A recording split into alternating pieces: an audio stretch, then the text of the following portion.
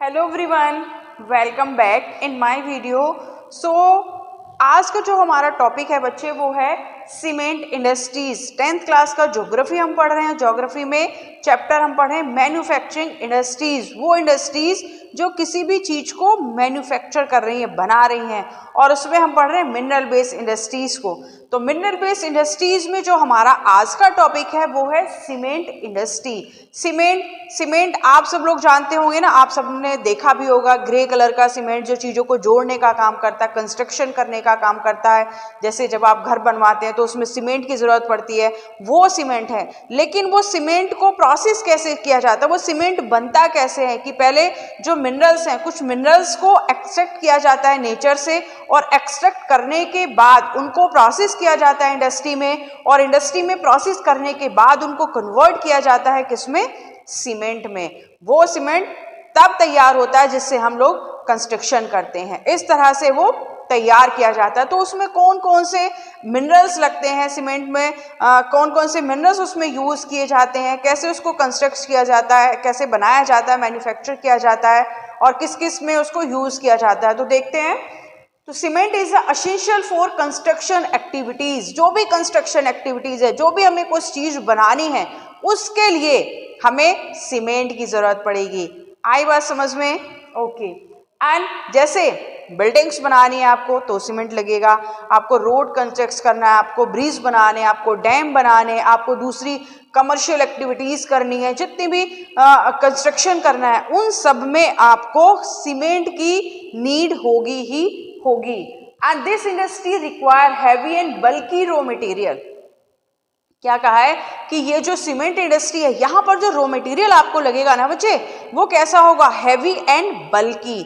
Bulk में चाहिए आपको, जो मिनरल्स आपको लगेंगे, जो मिनरल्स आपको चाहिए सीमेंट को कंस्ट्रक्शन करने में, सीमेंट को मैन्युफैक्चर करने में, वो कैसे होंगे, हैवी एंड बल्की। तो बल्क में आपको रॉ मटेरियल चाहिए, और जो रॉ मटेरियल होगा वो हैवी होगा। जैसे लाइमस्टोन है, जिसको आप चूना पत्थर भी बोलते हैं, वो सिलिका है, एल्यूमिना है, और जिप्सम है। ये सब क्या है, ये रॉ मटेरियल है सीमेंट के लिए। और इन सब मिनरल्स को लेकर प्रोसेस किया जाता है इंडस्ट्री में, और प्रोसेस करने के बाद उसको कन्वर्ट कर दिया जाता है किसमें, सीमेंट में। ओके। इसके अलावा coal and electric power are needed apart from rail transportation. कि रेल ट्रांसपोर्टेशन, किसको ट्रांसपोर्टेशन हैवी होता है, बल्कि होता है। अब ऐसा तो है नहीं कि वो आपको छोटे से पैकेट में चाहिए तो आप उसको कोई भी उठाकर ले आएगा। वो उसको पहले क्या होगा, पहले रॉ मटेरियल को ट्रांसपोर्ट किया जाएगा, कहां पर, इंडस्ट्री में। पहले रॉ मटेरियल इंडस्ट्री में आएगा, इंडस्ट्री में उसको प्रोसेस किया जाएगा, प्रोसेस करने के बाद उससे मैन्युफैक्चर होगा सीमेंट। अब सीमेंट को मार्केट तक ट्रांसपोर्ट करना है, तो इसमें रेलवे ट्रांसपोर्टेशन के अलावा कॉल और इलेक्ट्रिक पावर, किसको बनाने के लिए या तो कॉल चाहिए या फिर उसमें इलेक्ट्रिक पावर चाहिए सीमेंट को मैन्युफैक्चर करने के लिए। And the industry has strategically located plant in Gujarat. क्या कहा है कि जो एक स्ट्रेटेजिकली उसको लोकेशन दी गई है वो है गुजरात। अब गुजरात में क्यों, यहां पर ये आपका गुजरात है, यहां पर तो गुजरात में, and that have suitable access to have market in the Gulf countries. जो गल्फ कंट्रीज हैं, है ना, जो अरब सागर के आसपास की जो कंट्रीज हैं, यहाँ पर जो कंट्रीज हैं वो उसको एक मार्केट प्रोवाइड करा रही है। ये जो गुजरात है, यहाँ पर मैन्युफैक्चर किया जा रहा है सीमेंट, और मैन्युफैक्चर करने के साथ साथ अब ऐसा नहीं है कि सिर्फ और सिर्फ गुजरात में ही सीमेंट इंडस्ट्री है। जो इंटीरियर पार्ट है ना कंट्री का, वहां पर भी बहुत सारी इंडस्ट्रीज हैं बच्चे, लेकिन ये जो मोस्ट ऑफ द इंडस्ट्रीज हैं वो गुजरात में है, और गुजरात में उसको मैन्युफैक्चर करने के बाद एक सी रूट मिल जाता है यहाँ से, कि जो गल्फ कंट्रीज हैं, गल्फ कंट्रीज में सीमेंट को मैन्युफैक्चर करने वाले मिनरल्स नहीं पाए जाते। वहां पर क्या है, वहां पर रेत ही रेत है, तो इस तरह के मिनरल्स वहां पर नहीं है। अब ऐसा तो नहीं कि उन कंट्री में मिनरल्स नहीं तो वहां पर लोग घर नहीं बनाते होंगे, वहां पर रोड नहीं होंगी, वहां पर बिल्डिंग्स नहीं होंगी, वहां पर ब्रिज नहीं होंगे, सब चीजें होंगी। तो कंस्ट्रक्ट कैसे होंगी, कंस्ट्रक्ट ऐसे होंगी कि इंडिया और इंडिया के साथ दूसरी कंट्रीज से वो क्या करते हैं, इंपोर्ट करते हैं सीमेंट को। इंडिया उन कंट्रीज को एक्सपोर्ट करता है सीमेंट, और उससे वो कंस्ट्रक्शन किया जाता है।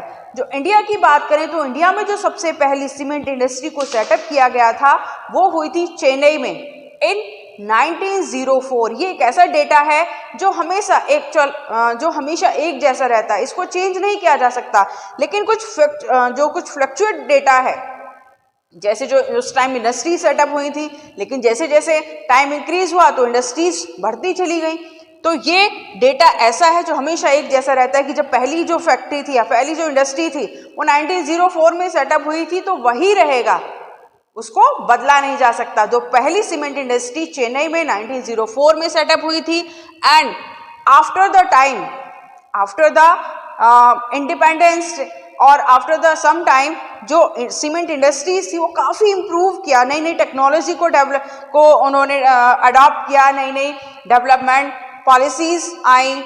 तो इन सब को फॉलो करने के बाद, टेक्निक्स को फॉलो करने के बाद जो सीमेंट इंडस्ट्रीज थी वो काफ़ी डेवलप्ड हो गई, वो काफ़ी इम्प्रूवमेंट कर गई। अब इम्प्रूव हुआ तो प्रोडक्शन बढ़ा तो एक्सपोर्ट बढ़ रहा है तो हमारे पास क्या आ रहा है, हमारे पास फॉरेन एक्सचेंज आ रहा है, हमारी कंट्री के पास फॉरेन करेंसी आ रही है। So this industry is doing well in term of production as well as export. कि ये जो हमारी इंडस्ट्री है ना, सीमेंट इंडस्ट्री, यहाँ पर प्रोडक्शन भी खूब हो रहा है बच्चे, और प्रोडक्शन के साथ साथ वो एक्सपोर्ट भी खूब कर रही है, फॉरेन एक्सचेंज भी खूब आ रहा है उससे। And effort are being made to generate adequate domestic demand and supply in order to sustain this industry. कि ये जो इंडस्ट्री है ना वो हमारी डोमेस्टिक डिमांड्स को भी पूरा कर रही है। अब कंट्री में जितना ज़्यादा कंस्ट्रक्शन होगा वो कंट्री उतनी ही डेवलप करेगी। तो कंट्री के अंदर की जो डिमांड है, इसकी जो इंटीरियर डिमांड है, डोमेस्टिक डिमांड है, उनको तो फुलफिल कर ही रही है, उसके साथ वो दूसरी कंट्रीज की डिमांड को भी पूरा कर रही है। इट मीन्स वो खूब एक्सपोर्ट कर रही है, और एक्सपोर्ट कर रही है तो हमारे पास क्या आ रहा है, यस, हमारे पास फॉरेन एक्सचेंज आ रहा है। तो this is all about the cement industries कि सीमेंट को कैसे मैन्युफैक्चर किया जाता है, उसके इम्पोर्टेंस क्या है, ये सब हम जान चुके हैं। ओके, तो this is all about the cement industry. अब मिलते हैं नेक्स्ट वीडियो में, और नेक्स्ट वीडियो में भी हम एक मिनरल बेस्ड इंडस्ट्री को ही पढ़ेंगे बच्चे, और वो हमारी होगी ऑटोमोबाइल इंडस्ट्रीज। तो मिलते हैं नेक्स्ट वीडियो में। Till then watch my video. Thank you very much and good bye.